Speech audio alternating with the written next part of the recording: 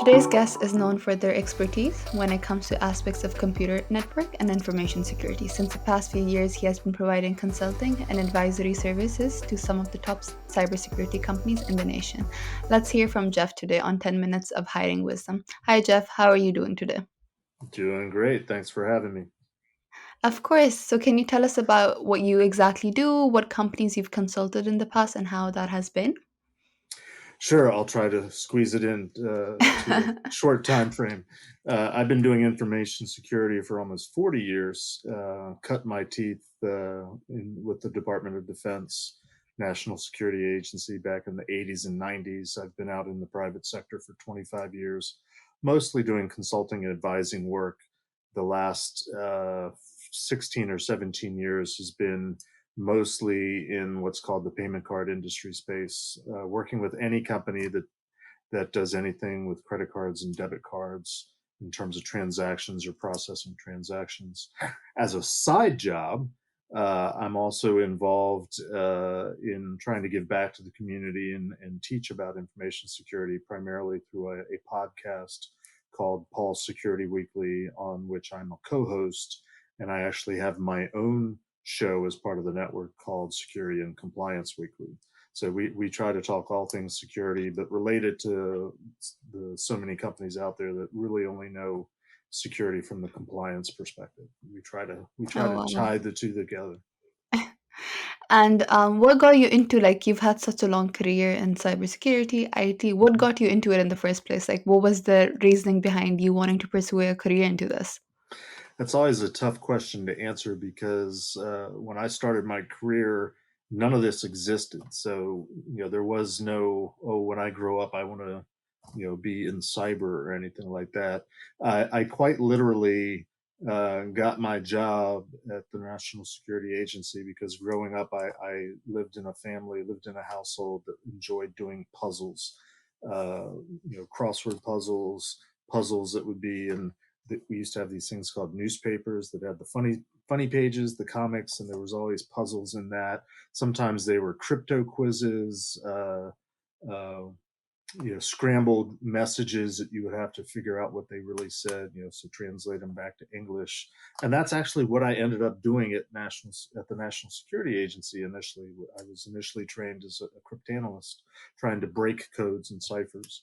I happened to be there when the internet kind of became a thing and people started getting on the World Wide Web, and that's when this whole notion of cybersecurity was kind of born, because as people were plugging their computers and networks into the internet, there was another segment of people that were trying to break into things.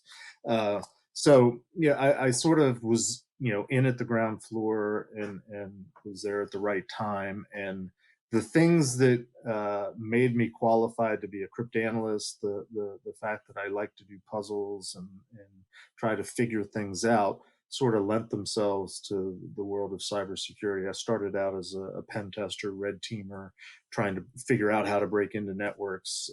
Later on, and what I've done lately is um, tried to focus on the less technical side of things, not just breaking into things, but how do you fix things? And that's as much people and process as it is the technology. In fact, I think it's more people and processes than the technology. So I'm still trying to solve the puzzles. The puzzle to me these days is how do you help companies be secure so that they can withstand compromises and breaches and data loss. Wow. So who would have thought that a person who solves puzzles would actually be consulting and advising a lot of companies? Especially these days, you don't see kids doing this. You just see kids on iPads and everything.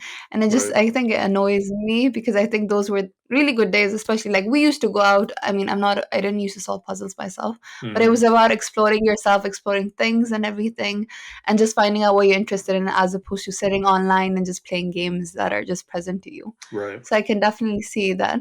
So, Jeff, yeah. So can you maybe tell us a little about, as in like you've had a lot of experience and everything, and if there's any piece of advice that people that would want, for example, in a career in cybersecurity or anything, what is something according to you that would make them successful in a career like that? Sure. I can hopefully sum it up pretty succinctly. Number one, getting into the cybersecurity field, what does that mean? There's a lot of different jobs and careers and disciplines, both technical and non-technical, that all sort of fall under this umbrella of cybersecurity. So when I am asked by a younger person, how do I get into the field? How do I become like you, basically? I want to be a hacker. I want to be a pen tester. I want to be a cyber person.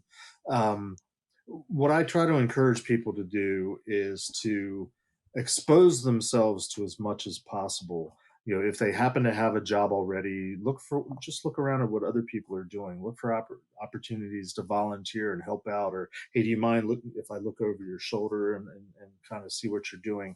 Expose yourself to as much as possible. If it works out, if it's possible, try to get an internship. At organizations, doing anything, but if you can get your foot in the door, expose yourself to as much as possible. And there's two goals in mind when I recommend that. One is, hopefully you can find something that you are good at doing, that you have an aptitude for doing, and it may or may not be the thing that you thought you wanted to do within this umbrella of cybersecurity, but you find out you're kind of good at it. The other side of the coin is, find something to do, if possible, that you like to do, you enjoy doing it. Because if you like doing it and enjoy doing it, you're more likely to dig into it and become better at it and excel at it.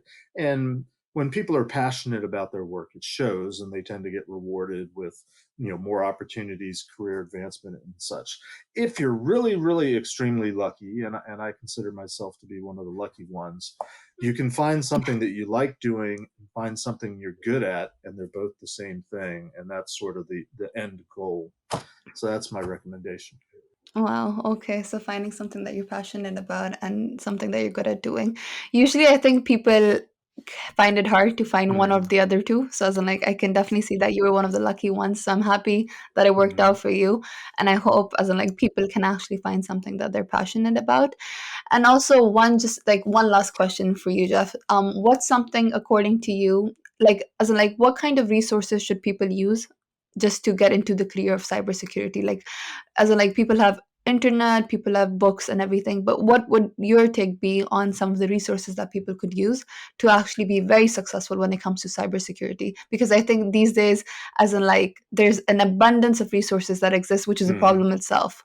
So, according to you, what's something that people could use? Well, what I look for in people is a curiosity, a desire to learn, and a desire to. This is sort of the hacker in me speaking. A desire to figure out how things work. So even asking a question like, "What should I be looking at? What should I be focusing on?" If you don't have a germ of an idea of how to answer that question without asking me, uh, you know, I would question, okay, maybe you're not going to be a hacker, which is only, again, one small facet of this field. I think anyone's most important tool in their tool belt is their mind, their ability to think, their ability to reason, their ability to ask questions. So, everybody's on the internet, everybody's got their device, their tablet, their phone these days. There's this thing called Google, and you can argue whether Google gives you reliable results these days, but pick a topic, search on it, understand that you're getting filtered responses tailored to what Google thinks you want to see. But just start digging. Cybersecurity, more than anything else, involves curiosity, and related to problem solving, puzzle solving. It's asking questions. How does this work? How can it work differently? What are some hidden features? What are the implications of doing things a certain way or not doing things a certain way? I mean, it's near endless, which is why so many people are in this field, and why they tell you that there's so many, such a job shortage. There's so many openings, but I realize that people need to be pragmatic and put food on the table and pay bills, and so they look at careers as, oh, this is popular, I should get into it, and there's room for that. But again, even in doing that, hopefully you can find something that you're passionate about, that you like doing. It may not be the thing that you think you wanted to get into when you started out. But in terms of overall life satisfaction, it's not always about chasing the money and getting rich and making more money than you ever dreamed of. Uh, understand you got to pay the bills, but finding job satisfaction because you like it, you enjoy it, you think you're making a difference, you think you're helping people, you think you're contributing to something greater. To me, those are bigger, more satisfying things than simply putting food on the table. But that's an important thing too. Well, thank you so much for giving us the practical side of the side of the coin, and then actually focusing on something that you're very passionate about. Well, Jeff, our 10 minutes are up. It was a pleasure having you and learning so much from you. Until next time, thank you so much.